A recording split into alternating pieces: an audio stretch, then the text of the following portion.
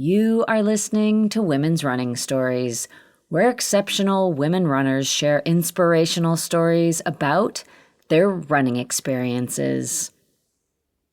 My name is Summer Confuorto. I am Gros Ventre, Cree, and Micmac. I grew up in Falmouth and Mashpee on Cape Cod, but I currently live just south of Boston, and I have a husband and 2 kids.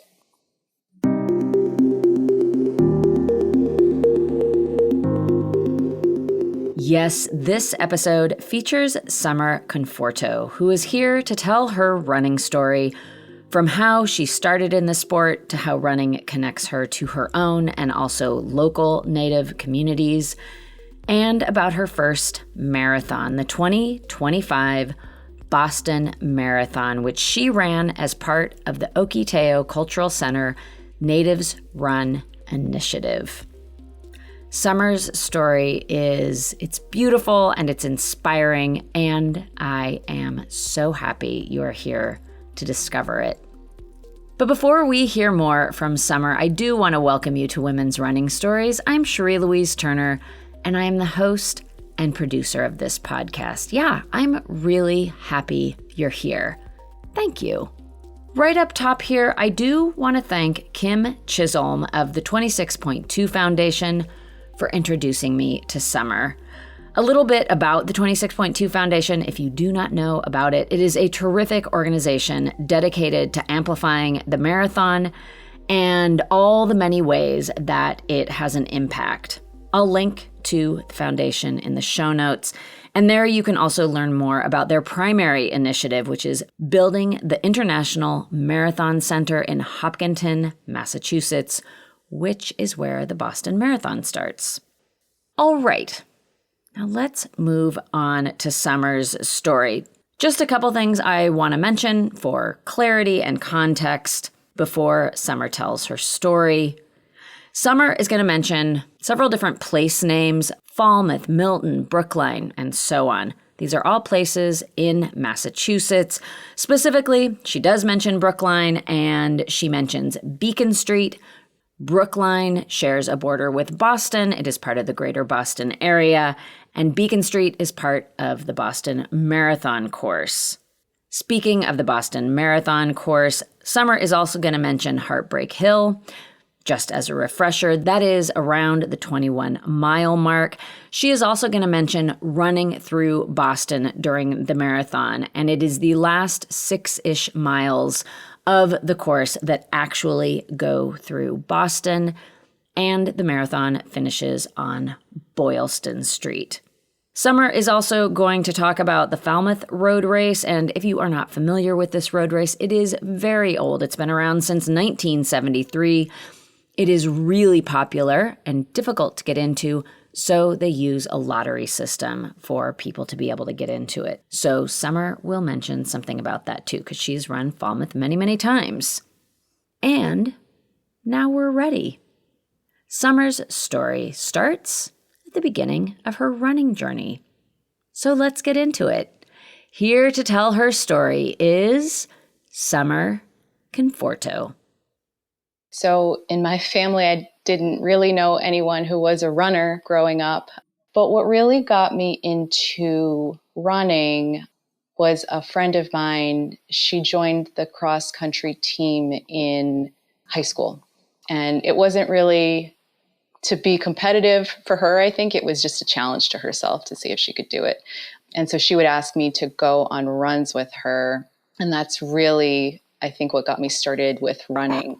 It was kind of like social. I enjoyed hanging out with my friends and running and talking. I enjoyed the scenery. We lived in a town that's right by the water, and we have a beautiful bike path in Falmouth where people are biking and running and walking. So we would do that or go running around her pond. I remember, as teens, we both had summer jobs, and being tired, not having the time during the day. Sometimes it was hot. We would go out at night, sometimes in the evening after the sun had gone down. We would park by where there were some boats and we would just run along the coast. And part of it was the Falmouth Road Race course, a part of what we would run. And I just really enjoyed the peace. I really enjoyed the company. Sometimes my friend was with me, sometimes she wasn't with me, but I really just enjoyed the beauty of where we were. The sea, I think, the beach, the water, for so many people is calming, and to me, that is also the case. So whether I'm running by the water, or I'm sitting by the water, or I'm in the water, I do find calm in that. So I think overall, just the space, the water, the physical activity, I really, really enjoyed that component of it. And I just really enjoyed building up my endurance, I think. So as a kid, I always found running really hard and thought it was something I couldn't do, because when I would do it, I would get out of breath. But just continuing running, I think I just enjoyed seeing the progress. I enjoyed seeing that I was able to increase my mileage. I enjoyed seeing that I could increase my speed. So I guess I went from barely being able to run for maybe 5 minutes straight without wanting to stop to, we were going on 5-mile runs as teens. And I just really enjoyed pushing myself for distance and for speed. And I just overall, even as a teen, I felt like it brought an inner peace and calm doing it.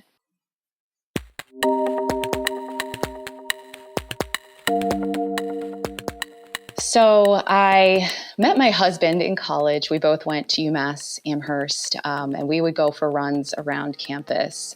And he had done track and field in high school. So he was interested in more of the field events. He did pole vaulting. I think he has a record somewhere in New Jersey for his high school pole vaulting team, and hurdles and some like shorter distance. But when I would run with him, it was like a little bit of a challenge for him to go like the longer distances, because he was used to those shorter runs. But I feel like running with him really brought that competitive maybe edge out in me that I hadn't had previously running with my friend, where it was more about like social and peace and like seeing the progress. So it did bring out a little bit more of that competitive edge. And we ended up, we got married in 2010 and we moved to Brookline in 2011. And we would have so many times where we'd be running up and down Beacon Street. And then we would watch the Boston Marathon, because we were right off of Beacon Street. We had a small condo, and it was just inspiring to see that. So we would take chairs and sit and watch the runners. And I think it was then that I really wanted to run a race. And I grew up in Falmouth, and the Falmouth Road Race was a big event, and it still is in that community. It's been for years. As a kid, I didn't really have too much interest in running it, but just seeing, all the runners for the marathon when we were living in Brookline, I just wanted to sign up for a race. And so we both signed up for the lottery. I think it was 2011, and we both got in. And I just set that goal for myself. The Falmouth Road Race is only 7 miles. So I think at the time we were both kind of running maybe 3. So it was, we had to build up to 7, and we would go on runs early in the morning before work or into the evenings. And we were able to do that. And we ran the race, and I was really happy with my time. And I beat my husband, I think, in that year by about maybe like 5 minutes or something like that. I think he had thought we would run it together. And yeah, I just felt good. I felt really good and really strong. And I just went. So I did that, and I was hooked. I was hooked on that race. It's usually a pretty hot one. It takes place in August. And it's definitely a crowded course, but the atmosphere is amazing. It's fun. There's a lot of people cheering for you. There's a lot of people out. People have hoses and, they're spraying the runners if they want. And again, the scenery is just beautiful. You're running by an iconic lighthouse in Falmouth, right by the water. And so I try to run it every year. And I've been lucky. And for the past 3 years, I've been a charity runner. But that race was the start. And since then, I've done many Falmouth Road races. I've done some 5Ks. I've run the BAA half marathon. There's a Cape Cod half marathon I've run. There's a couple other half marathons. But that was the start of it all, and really inspired me to get into races. And I really enjoy races because I really just enjoy having a goal set too. So for me, I think it just keeps me a little bit more accountable and getting out there because, it's hard every day with kids or work or whatever you have. But if you have a goal that you're working towards, it makes it a little bit easier to get out there.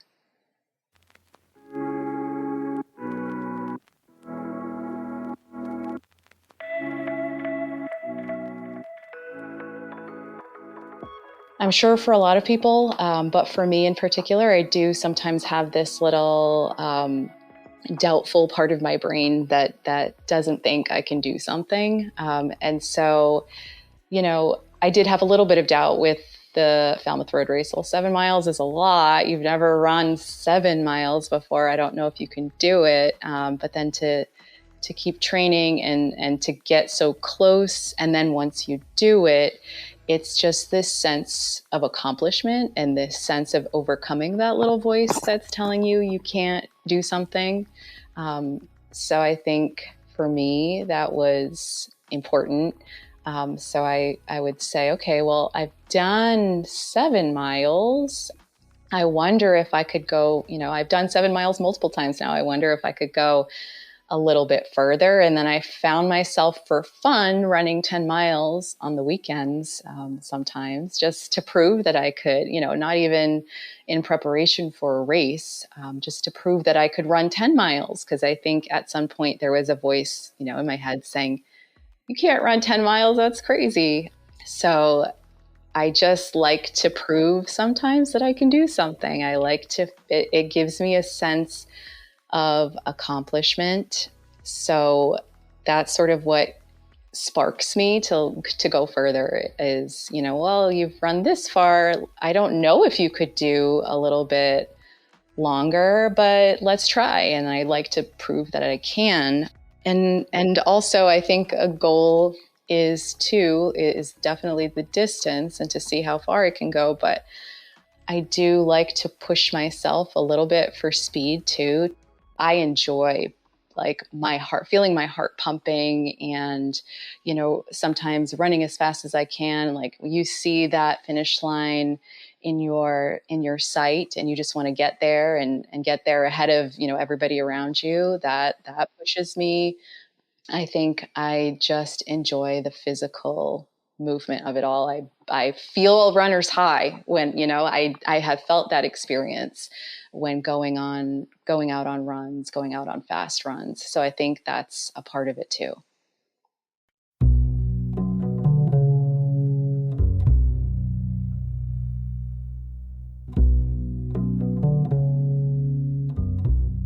I grew up around not my native communities, but I grew up around the Mashpee Wampanoag community. So I grew up in Falmouth and Mashpee around a lot of community members, around a lot of art and traditions and culture. So I was very engrossed in Northeastern cultural traditions. But sometimes when you're a teenager and a young adult, you're not always thinking of all of those things. But becoming a woman and an adult and having my own children has really made me think. And, I think I don't want to speak for everyone, but a lot of Native people have been through traumas in their lifetime and have known family members or friends who have gone through a lot of things that historically Native people have experienced, and as a result of that have, felt traumas. And to me, I think running can be a healing place too. So that's what I'm experiencing. Is I feel running is also a place of healing for me. And I think it's something I realize more as I'm older now, particularly when I think about endurance running and running longer distances. To a lot of Native people, it's not, endurance running, it's not just a physical activity, but it can be also a spiritual one. So running can mean so many things to Native people. I feel like there can be even more layers to it. So it's a it's a connection to ancestors. It's a connection to all of those who've come before you. It's thinking back to all of the different routes that people have been running here for hundreds and thousands of years. So feeling a connection to that, feeling a connection to place and land. Running is also can be a form of prayer for people as well. So a lot of times people will run for themselves, or they'll run for their family, or they'll run for somebody who's sick or in memory of someone. So it's just that place to be able to use your movement for prayer and for thoughts about ancestors and relatives and friends. So for me, it is all of those things. It's definitely about the challenge, and it's definitely about having that sense of accomplishment. It's about the competition. It's about keeping myself healthy. It's about keeping myself moving, especially as I age.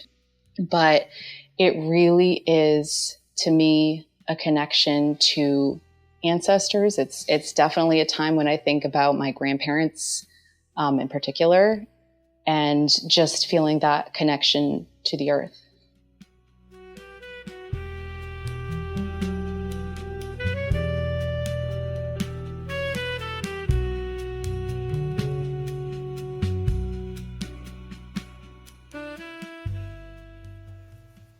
I started to think about a marathon when I ran my first half marathon, but that was back in maybe 2014, and I had a 1-year-old and a full-time job, and I just felt I felt like it was a dream goal I would love to do at some point in my life. It just wasn't that pressing, but it was like a bucket list goal of mine. So I signed up for a couple of more half marathons over the years, like within a decade, maybe like 5 or 6 half marathons I had done. And then I was in my late 30s, and I was thinking about turning 40, and I was just like, I really, really would love to run a marathon. I still, I had the doubt in my mind, can you really do it? Would you injure yourself? What if you get hurt? You've got the kids. And so I felt like I was always coming up with reasons to not do it. Oh, you're too busy. You don't have time. There was always some reason. But when I was about to turn 40, it was just something I really felt like I wanted to do. And the Boston Marathon was a big deal. It had always been since I lived in Brookline, and we would watch it every year. But I think it's just that milestone birthday of 40, and again, wanting to prove to myself that I could do it. So it was probably around 2022, because I was in my late 30s. And so I started researching qualifying times, and I was like, wow, that's really fast. I was not nearly that fast, but I kind of had a plan in my head. I was like, well, let me turn 40. There's another age bracket that I could, the pace slows a little teeny bit. So maybe I could, once I turn 40, I'll start training for like a qualifying race. And so I guess what had happened is, so I had my birthday, turned 40, and I kind of pushed it off a little bit. I wanted to do some research about best races that you might train for that would qualify you for Boston. I looked into finding a personal trainer. And then it was the winter time, and I happened to see a Facebook post from Ohketeau Cultural Center, and they are a native-led organization in Massachusetts, in central Massachusetts. And it was like a flyer, and it was saying, hey, do you want to run the Boston Marathon? We were trying to engage Indigenous people with the Boston Athletic Association. We might have some bibs. And there was a meeting time and location in Hopkinton. And I was so excited to see that. I jumped on that so quickly. And I believe it was in January. So, and I didn't have any details beyond the organization was interested in getting more participation with Boston Athletic Association and the Boston Marathon. So I didn't know, are they talking about this year? Are they talking about next year? Are they talking about in 5 years? But I RSVP'd and I said I would go to the event. I believe it was at the Hopkinton Center for the Arts the following week. So I attended the event. I think I was the only one to attend in person. There were other people who attended virtually, and it was great. Suzanne Walmsley from Boston Athletic Association was there. The representatives from Ohketeau Cultural Center, Larry Spotted Crow Mann, the director, and Reina Antunes Mercado were there. There were so Ohketeau is a Nipmuc tribe led organization. So there were some Nipmuc tribal members there as well. One of them, Bruce, I had known from childhood, so it was great to see him. And it was amazing to learn that Ohketeau had 4 bibs to the 2025 Boston Marathon. And so they had a few people interested in running this year. I really wanted to run, but I was coming off of maybe one of the most sedentary years of my life. I had been a stay-at-home mom for a long time, for many years. When my daughter was born in 2016, I quit my job and I stayed home with my 2 young kids. But in 2024, in January 2024, I started working again. I started working at Mass Cultural Council, which is the state arts agency for the Commonwealth. And I think running sort of fell to the side over the year. And I was kind of struggling to find the time to run. I hadn't worked full time in a very long time. So it was I was trying to squeeze in the runs in the morning or sometimes in the evenings after work. And I did run the Falmouth road race in 2024. I found the time to train a little bit for that. But besides that, I really hadn't been running too much. So I think one of the not qualifying questions, but one of the questions they were asking at this meeting in Hopkinton with Ohketeau and the Boston Athletic Association was, do you feel like you could run a marathon in 3 months? So, I mean, with all of the doubt that I've, kind of mentioned in the past that I sometimes have, with all of that in mind, I just felt like there was this this strong positive inner voice that said, you can do it. This has been a goal of yours for a very long time. You've been wanting to do this seriously for the past few years. You need to do it. You need to try. So I said, yes, I think I could run a marathon in 3 months and train and be prepared to run. So myself and 3 others were selected to run the 2025 marathon. And I was just over the moon thrilled, and still am so thankful to Ohketeau, and so thrilled and happy and thankful to the Boston Athletic Association and Suzanne. And I immediately knew I just didn't have the capacity to find a training plan for myself. So I quickly tried to research a coach to work with. And there's this running group, Facebook group that I'm a part of for women on the South Shore. And a lot of women recommended Alicia Golden with A Healthy Balance. She has a gym in Quincy. And so I reached out to her.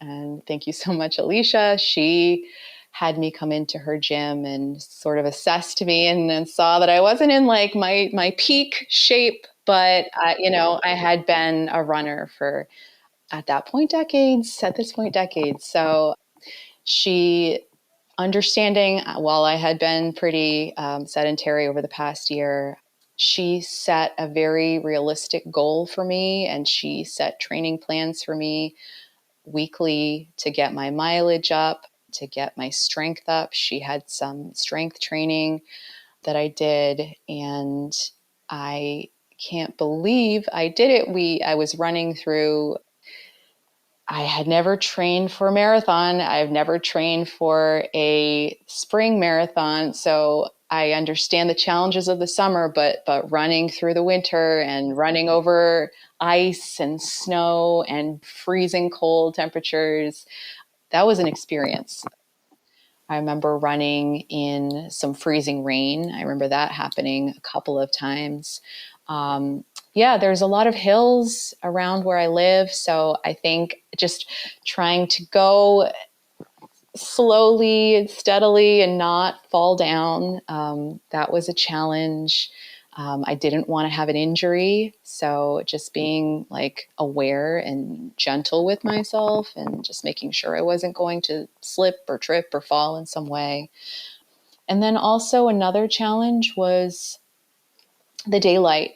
When you're training in the winter, you don't have as much daylight as when you're training in the summertime. So I could get up early, and I did do that, but I'm someone who's very aware of what's going on around me, and I can, I've just heard so many stories across the country of women, running alone, and I just wanted to be cautious of not going out too often by myself when it's dark outside. So just finding the time to run outside was difficult.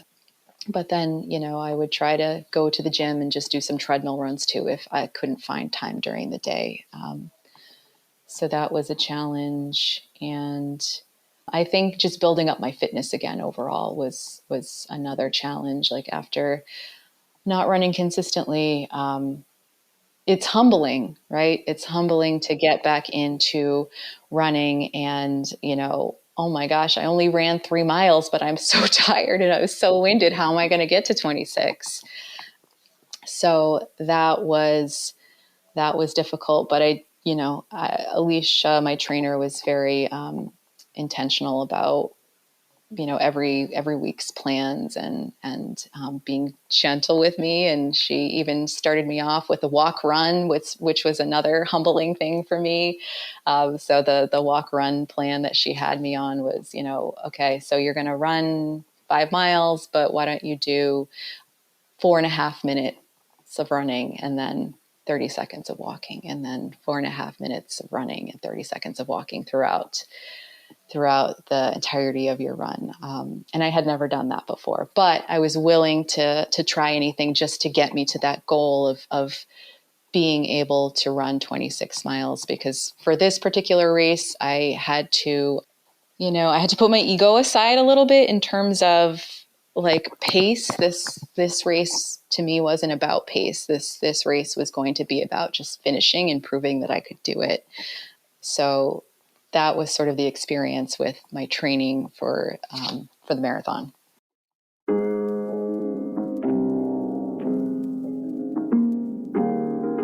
You put so much time and energy and effort into your training block, and to finally, have months of training behind me, and for it to be at that point of being at the start line, there were so many feelings. I think I was feeling emotional, but also this feeling of, representing Native runners in the Northeast, and being a representative in a way of Ohketeau Cultural Center, and this feeling of not wanting to let anybody down. So I had been given this bib, this amazing opportunity, and I felt nervous that I was going to, something was going to happen. I was going to get injured or stop. And so I felt nervous that if that happened, I would let everybody down, my family. So I was nervous, I was like feeling all of the emotions, just the culmination of all my training. I was so excited. I was so excited that, my dream had been realized. I had the opportunity. I was running the Boston Marathon. And I really, again, I was thinking about the route, and the route, a lot of the route is native pathways and native walkways that have been in existence for centuries and thousands of years. So as I mentioned, I grew up around a lot of Northeastern Native culture bearers and community members. So I knew not only the Boston Marathon route, but all of our major roads and highways in New England and really across the country are old Native routes, which a lot of people don't realize. So it really was powerful.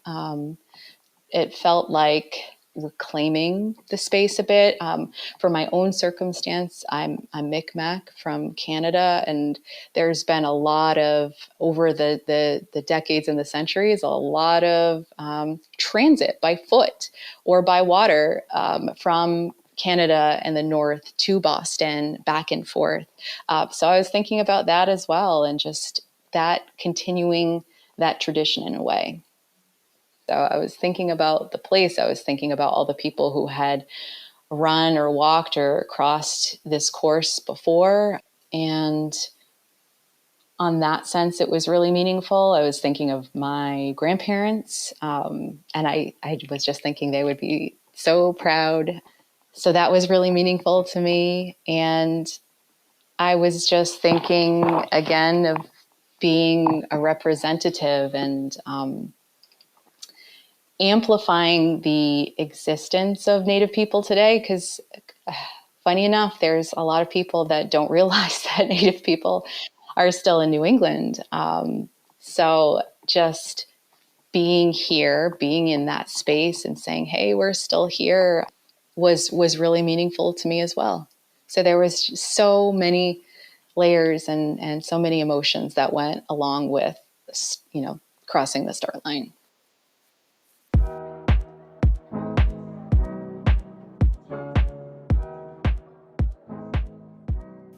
So one of the things that I had always been nervous about with running a marathon, any marathon, was that people talked about hitting a wall.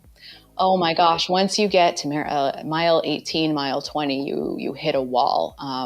And with the Boston Marathon in particular, people talk about Heartbreak Hill. So I think I was nervous to hit that quote unquote wall. And how was I going to deal with that? That was something that sort of had worried me in the coming weeks. But it was the most amazing experience I have had in my lifetime. It was really up there. The whole 26.2 miles, I hit no wall. I'm usually somebody who, when I'm running a race, I do like to listen to music. I usually have headphones in. For this race, I did not. The atmosphere was on another level. I had experienced the marathon previously as a spectator, but to run it is something completely different. I said to my husband as I was running, I felt like my legs were not my own. I felt like they were just going. They did not get tired until the very, very end. I was enjoying the route. I was enjoying seeing all of the "you are now entering" signs as I crossed into another town. My husband met me a couple of different times along the route with my two kids. So they were very excited to see me the first two times, but at the end they were just done of having to, follow mom around the route. So that was amazing to see my husband and see friends along the route. But there was this, I feel like almost a disconnect between my legs and my brain, because my legs were saying, go, go, go. And my brain was like, no, you've only trained 3 months. You are old. You need to take it slow. So that was another thing that was going through my head. And another amazing experience was there were 3 other people who received bibs from Ohketeau, 3 other Native runners who received bibs to the 2025 marathon. And so I ran into another person who had gotten a bib as I was running, named Dale. And he is from Maine. He's Passamaquoddy. And we ran together for the next 6 miles. And I was listening to his stories. He is in his 60s. He had run, I don't even know how many Boston marathons. And I don't know how many, he told me, I can't tell you the amount of other marathons he's run, but it was a lot. So just listening to his stories, and he had a funny story to tell me about Micmacs and Passamaquoddies, and how he just would have laughed if you had told him when he was younger that he would be running alongside a Micmac woman for the Boston Marathon. So he had a lot of good stories. It was great to run with him. So I appreciated Dale. And I just felt so good that I kept running, and I ran ahead a bit. And around mile 18 or so, I crossed paths with another one of the runners, who was taking a little bit of a break. He wasn't feeling that great. So just checking in on him. And I kept going, made sure he was all right, and kept going. And I hit Heartbreak Hill, and I had ran the whole time, but once I got there, I really started following my run coach's run walk 4.5 minutes on, 30 seconds off method, going up that hill and some of the other hills. So it was a little bit of a run walk, but I still felt really, really good and really energized by the people. Again, so happy to see, my family and friends along the route. And then once I got into Boston, that was just, to me, it was unbelievable. I couldn't believe that I was there, that I had made it so far, and that I only had a little bit left. For whatever reason, that 20-mile kind of like stuck in my head as something that would be difficult. Like, I can't believe I have to run another 6.2. But I really I love that last little bit of the Boston Marathon, because that's where the most people are and there's so much going on. And then it was surreal. It was surreal to cross on to Boylston. And I have so many memories of Boylston Street in the past, just as a spectator, as somebody who's worked in Boston, and just, used that street to get to work. I had just, there's so many perspectives you have, but this was one perspective I had never had before, of just seeing all the people and all the crowds and all the cheering, and just, again, the culmination of all the training and work, and crossing that finish. I started to cry. I was very emotional crossing the finish line. I broke down into tears, and I wasn't expecting myself to. I had never cried before running a race and crossing the finish line. But I think, again, it was just the culmination of all of the work, and just thinking about what it meant to me, and what that it had been a lifelong goal, and just achieving that goal was everything. And it was so special, and I was so happy to do it. And then I was so happy. I was so happy to stop running. My legs were really tired. They felt okay still, but they were really, really tired.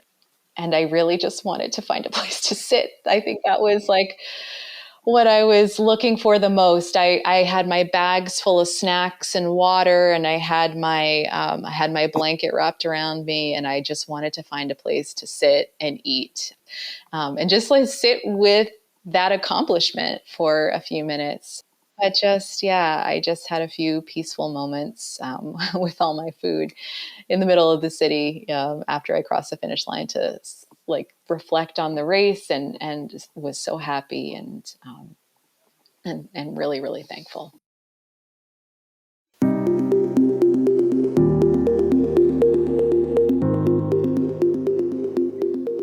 A big congratulations to Summer on finishing her very first marathon. What an outstanding accomplishment. And thank you so much to Summer for coming on the podcast and sharing this story. I really appreciate it.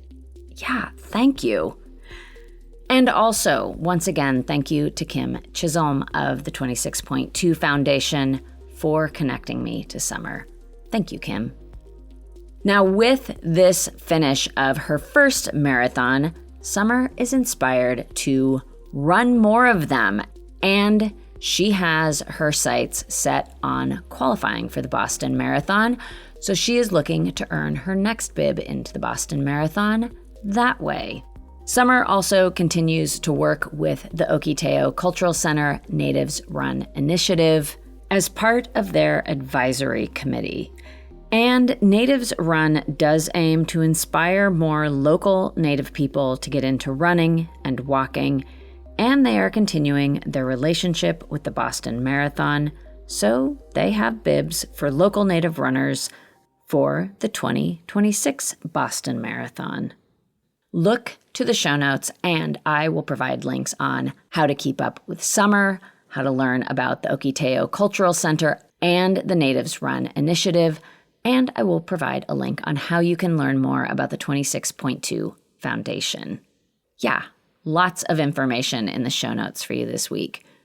And that brings me to the end of this episode.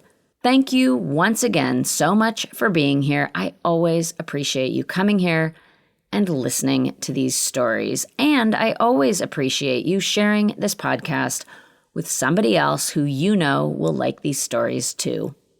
That is going to do it for me. I am Cherie Louise Turner, the host and producer of Women's Running Stories. And until next Tuesday, I do wish you healthy, joyful, fulfilling strides forward. Women's Running.